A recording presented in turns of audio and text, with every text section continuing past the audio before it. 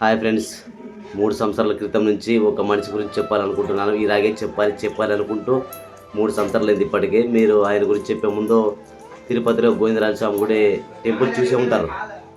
అలాంటి టెంపుల్ మన యమ్మగునూరులో ఉంది. ఒకే వ్యక్తే నిర్మించాడు ఆయన. మనము 10,000 ఉన్నా కూడా చక్కన దేవుని ఉండిలో వేయాలంటే మనం ఆలోచిస్తాం. కానీ ఆయన ఒక్క రూపాయి కూడా పెట్టుకోకుండా 1 కోటి రూపాయల ఆస్తి దేవుని గుడికి ఇచ్చాడు. 1 కోటి రూపాయలు మిగతా ల్యాండ్ అమ్మేసి గుడికే ఇచ్చాడు. మీరు పెద్ద టెంపుల్స్కి వెళ్ళి ఉండిలో డబ్బులు వేస్తారు కదా, లక్షలు. అవన్నీ ఎక్కడ పోతాయి? గవర్నమెంట్కి పోతాయి. ఆయన చాలా కష్టపడ్డాడు, కానీ ఆఖరికి గోపురం కాలేదు. ఆయన చాలా బాధతో ఉన్నాడని నాకు అనిపించింది, ఆయనైతే చెప్పలేదు. అందువల్ల ఒకసారి మన యమునూరు నుంచి మన తలెంబోయి రూట్లో ఉంటుంది ఆ గుడి. ఒకసారి చూడండి, స్వయంగా ఎట్లుంటుంది అంటే తిరుపతిలో గోవిందరాజ స్వామి గుడి విగ్రహం చూసినట్లే ఉంటుంది. దయచేసి ఒక్కసారి వెళ్ళండి.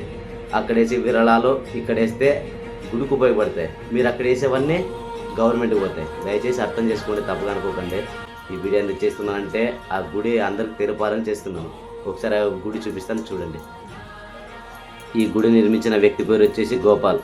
ఈ అన్న పైన కనిపిస్తున్నాడు కదా, ఈ అన్న చాలా సొంత కష్టంతో నిర్మించాడు. దయచేసి ప్రతి ఒక్కరూ అన్నకి సపోర్ట్ చేయండి. ఈ గుడి వచ్చేసి ఎక్కడో కాదు, మన మంత్రాలయం నుంచి యమునూరు వచ్చే రస్తాలోనే ఉంది.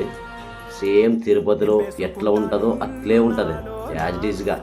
ఆ విగ్రహాన్ని చూస్తే అలాగే చూడాలనిపిస్తుంది. ఒక్కసారి చూడండి. ఎప్పుడైనా నా స్వామి వంటే నువ్వే లోకానా.